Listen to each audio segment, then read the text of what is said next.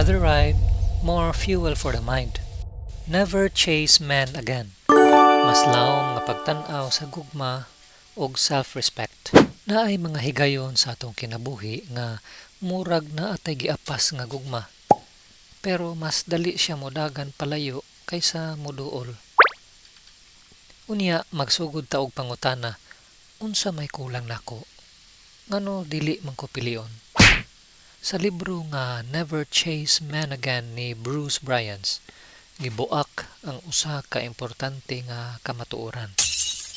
Dili nimo trabaho ang paggukod sa tao nga wala nagdesisyon nga mopabilin. Part 1.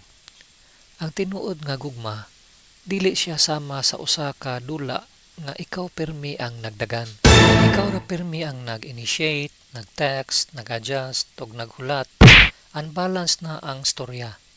Kay kung ang usa ka tawo tinuod nga interesado, dili kaniya pasagdan sa kahanginan nga naglibog. Ang klaro nga interes, klaro pod ang lihok. Part 2. Ang chasing usa ka signal, dili sa gugma kundili sa kahadlok. Kasagaran, dili man gyud siya love, kundili kahadlok. Kahadlok nga mag-inusara, kahadlok nga walay mopili nimo, kahadlok nga basin kini na ang only chance.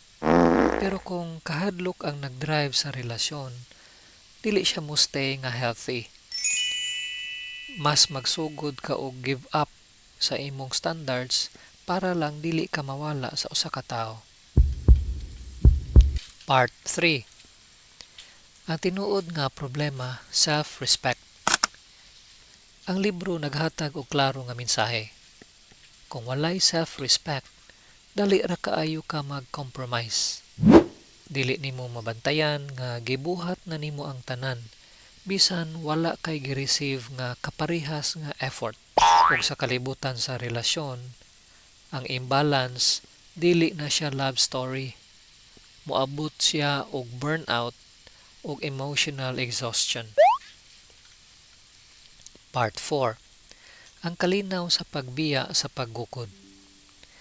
Naay lahi nga klase sa kalinaw kung muhunong ka sa paggukod. Dili na ka pirmi mag-overthink.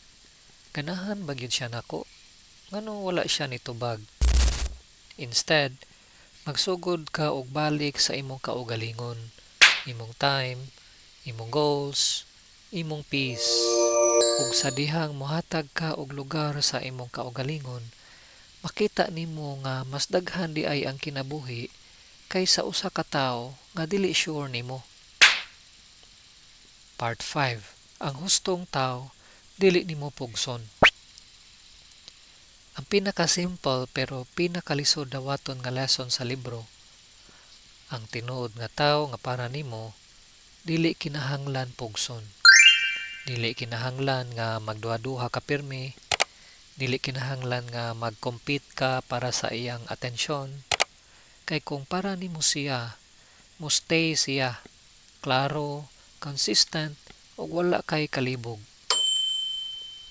Konklusyon. Ang Never Chase Men Again, dili lang about pag-undang sa paggukod. About siya sa pagbalik sa imong kaugalingong bili. Kay kung ma-realize nimo nga ikaw mismo dako og value, dili na nimo dawaton ang gugma nga half-hearted. Ug dili na pud nimo pugson ang usa ka tawo nga dili sure sa imuha. Busa kung naa kay giapas ron nga love nga murag ikaw ra ang gadagan, basin dili ni siya chase story.